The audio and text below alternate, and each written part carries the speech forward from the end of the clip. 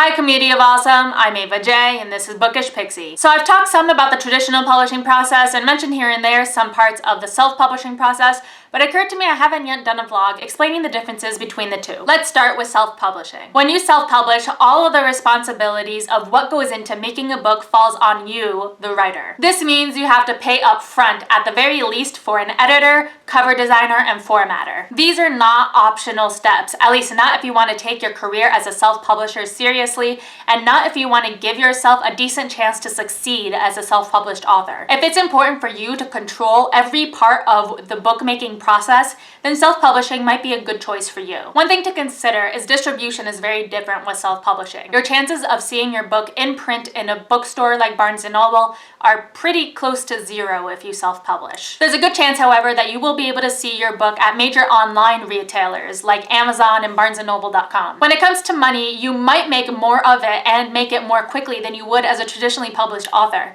But what you want to remember is that there are thousands of self-published books that don't even sell 100 copies. You do, however, get royalty checks faster, and don't quote me on this, but I think you get them monthly, or at the very least you get them more often than traditionally published authors do. When you self-publish, another thing to remember is all the promotion and marketing is on you. The last thing you want to remember is there is a stigma associated with self-publishing and self-published authors, which really sucks and is unfair. But unfortunately, dealing with the stigma is part of being a self-published author. Now, traditional publishing. When you're a traditionally published author, you do not pay anything up front. In fact, the publisher pays you to publish your book. Unless you hire a freelance editor on your own, you shouldn't pay anything up front as a traditionally published author. There are publishers out there who we call vanity publishers, and they basically take money from authors in order to publish their book, but they are largely considered scams in the publishing community, and I would not recommend them. Similar to self-publishing, with a couple exceptions, when you traditionally publish, most of the marketing and promotion will be on you. How much promotion you get from the publisher really varies publisher to publisher and book to book. When you traditionally publish, you have less control over what happens in the bookmaking process outside of the words that end up on the page. This might be a good option for you if, like me, you want to focus on the writing itself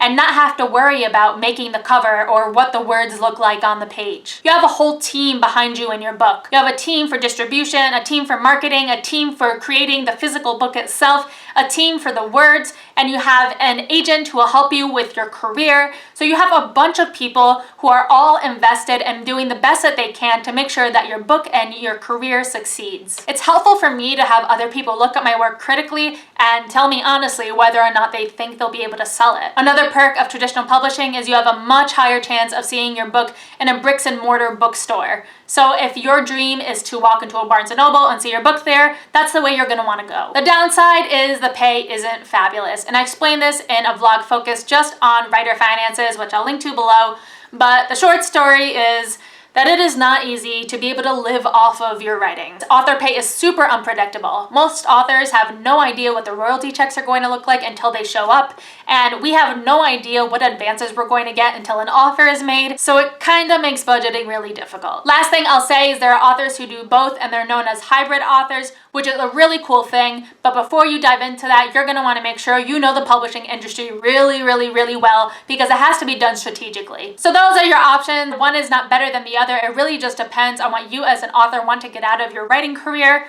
But whatever choice you decide to go with, if it makes you happy with your career, then it's the right choice for you. So that's all I got for today. If you liked what you saw, don't forget to subscribe and comment, and I'll see you guys next week.